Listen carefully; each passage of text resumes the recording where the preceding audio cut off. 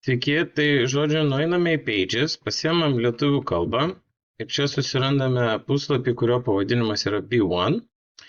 Ir tada arba tiesiog atsidarius B1, taip, čia be EN, tiesiog B1 page, mes turime pasirinkimo puslapį ir galima redaguoti page.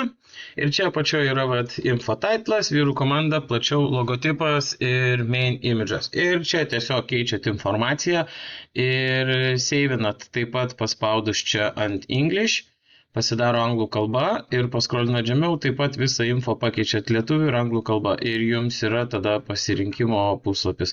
Čia atitinkamai tą paspaudus, šitą niekas neveikia jau greitai, tos ribono tai biškį taupau laiką, žodžiu, pasileidžiam, o tada galima bus daryti. Tai ta struktūra, kaip Eizas padarė, yra netinkama, nes jeigu mes norime tai daryti responsive, tai ten taip kaip yra, tai biškį kitaip tas pages padarytas.